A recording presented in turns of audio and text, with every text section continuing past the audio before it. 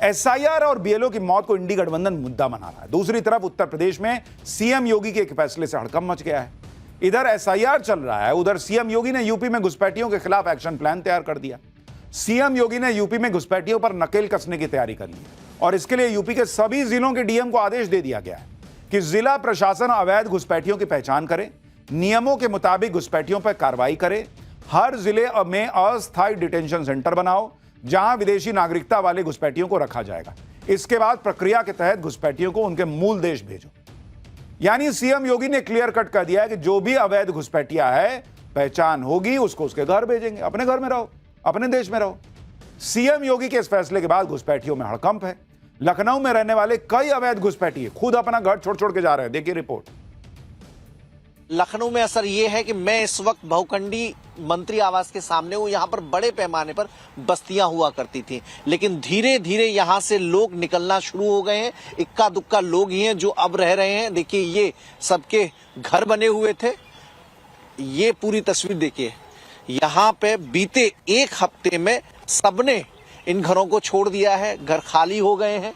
ये पूरा जो बस्ती है, अब यहाँ पर कोई नहीं रह रहा है। यानी सीएम योगी के फैसले का फौरन असर दिखने लगा है। जैसे बंगाल में एसआईआर के बाद घुसपैठिए वापस जा रहे हैं, ठीक वैसा ही यूपी में हो रहा है। यूपी के अलग अलग शहरों में एसआईआर के दौरान घुसपैठियों पर नजर रखी जा रही है। ऐसे लोगों को डिटेंशन सेंटर में रखा जाएगा। सीएम योगी के अस्थायी डिटेंशन सेंटर वाले फैसले पर पॉलिटिक्स भी हो रही है। अखिलेश यादव ने कहा कि 2027 में जनता इन्हीं लोगों को डिटेंशन सेंटर भेज देगी। सरकार इसलिए बना रही है कि 27 का जनता उन्हें डिटेंशन उसमें भेज देगी। सरकार इसलिए बना रही है कि 27 का जनता उन्हें डिटेंशन उसमें भेज देगी।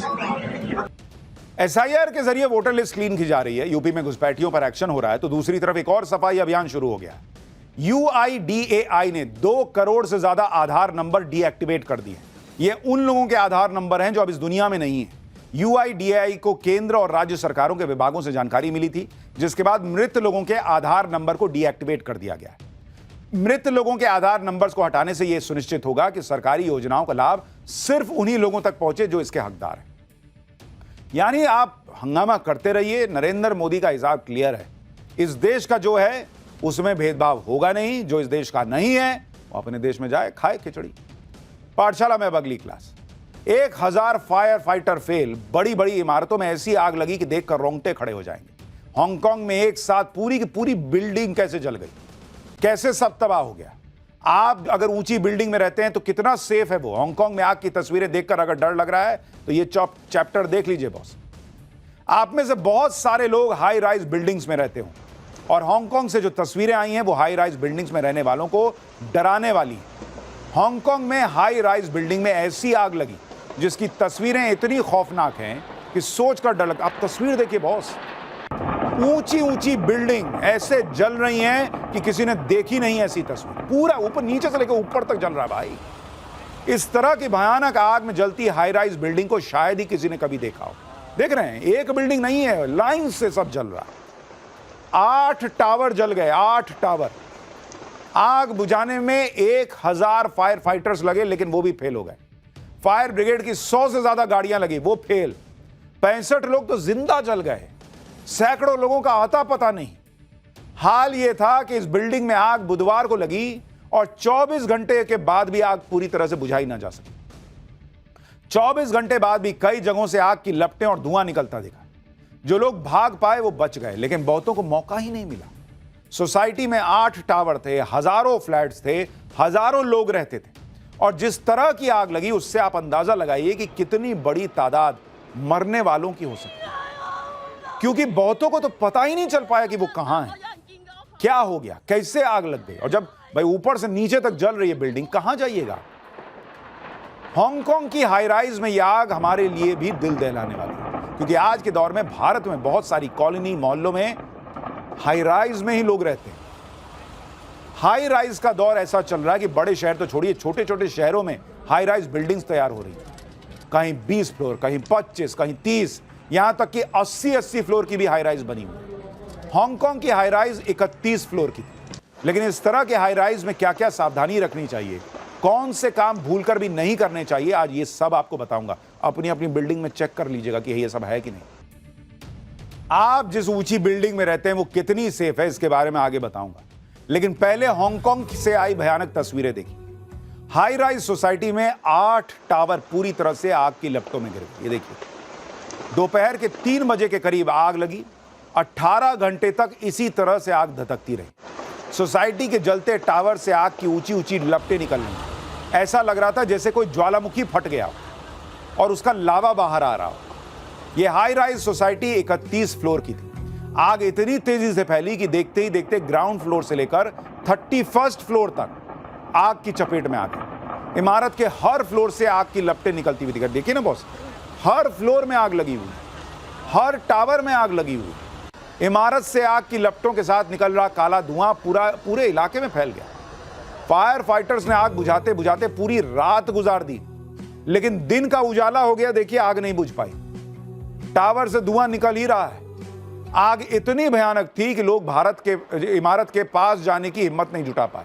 कुछ लोग दूर से ही इमारत में लगी आग को अपने मोबाइल फोन में रिकॉर्ड करते दिखे। हांगकांग में भड़की आग ने सिर्फ एक हाउसिंग सोसाइटी को ही जलाकर राख नहीं किया, बल्कि सैकड़ों परिवारों की दुनिया इस आग में उजड़ गई। लोग बदहवास होकर प्रशासन से मदद की गुहार लगाते नजर आए।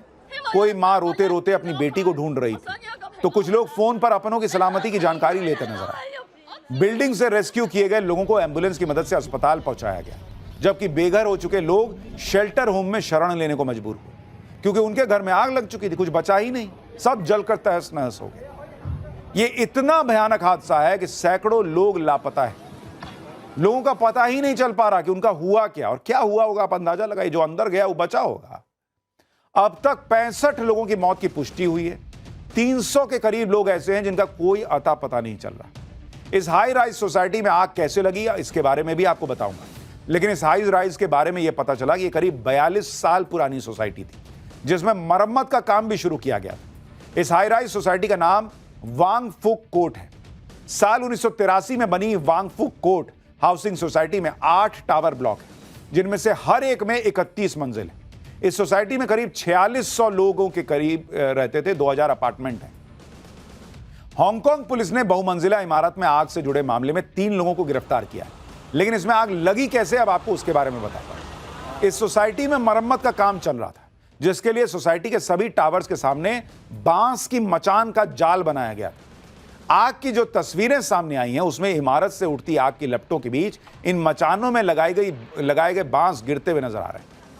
आग के तेजी से फैलने की एक वजह बांस की मचान को बताया जा रहा है, क्योंकि आग लगने के बाद बांस की मचान ने सुलगती हुई माचिस की तीली जैसा काम किया और आग ने तेजी से पूरी इमारत को अपनी चपेट में ले लिया।